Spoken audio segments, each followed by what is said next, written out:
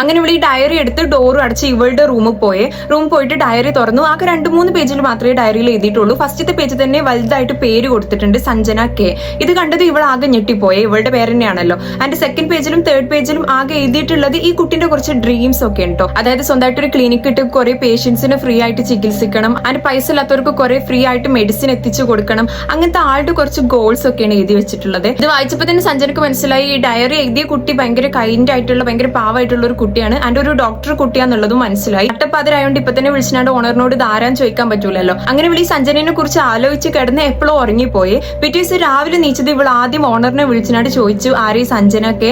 ആളുടെ ഒരു കോട്ടും സ്റ്റെതസ്കോപ്പും ഒരു ഡയറി ഉണ്ടായിരുന്നു ഇവിടെ, ആളുടെ സാധനങ്ങൾ എന്താ എടുക്കാണ്ട് പോയത്, എന്ത് പറ്റിയാന്ന് ചോദിച്ചേ. ഓണർ ഇത് കേട്ടപ്പോ ഒന്ന് പതറിയുന്നുണ്ടെങ്കിലും പിന്നെ പറഞ്ഞു, 2 വർഷം മുന്നേ ആ റൂമിൽ ഒരു ഡോക്ടർ കുട്ടി ഉണ്ടായിരുന്നു, വല്ലാണ്ട് ആരോടും മിണ്ടൊന്നും ചെയ്യാത്തൊരു പാവം കുട്ടി, ആളുടെ പേരായിരുന്നു സഞ്ജന കെ എന്ന് പറഞ്ഞു. ആൻഡ് ഈ കുട്ടി വല്ലാണ്ട് മിണ്ടൂലെന്നുണ്ടെങ്കിലും അക്കാദമിക്കലി നല്ല ബ്രില്യന്റ് ആയിരുന്നു. ലൈക്ക് ടീച്ചേഴ്സ് ആണെന്നുണ്ടെങ്കിലും സീനിയേഴ്സ് ആണെന്നുണ്ടെങ്കിലും എല്ലാ കാര്യത്തിനും എക്സാമ്പിൾ പറയുന്ന കുട്ടികൾ ഉണ്ടാവുമല്ലോ, അങ്ങനത്തെ കുട്ടിയായിരുന്നു. അതുകൊണ്ട് തന്നെ ഈ കുട്ടിക്ക് ബാച്ചിൽ ഫുള്ള് ശത്രുക്കളായിരുന്നു. ആസ് യൂഷ്വൽ പഠിക്കുന്ന കുട്ടികൾ മിണ്ടാണ്ടോടി നിൽക്കുന്നുണ്ടെങ്കിൽ ആ ബാച്ചിൽ ആ കുട്ടിക്കുള്ള അത്ര ശത്രുക്കൾ വേറെ ഉണ്ടാവില്ലല്ലോ. അതുപോലെ തന്നെയായിരുന്നു സഞ്ജനന്റെ കേസിലും. എല്ലാവർക്കും ഈ കുട്ടീനോട് ഭയങ്കര പ്രശ്നമായിരുന്നേ.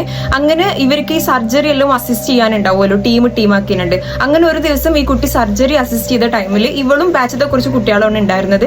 ആ ടൈമിൽ ഒരു ക്രിട്ടിക്കൽ ആയിട്ടുള്ള സർജറി ആയിരുന്നു.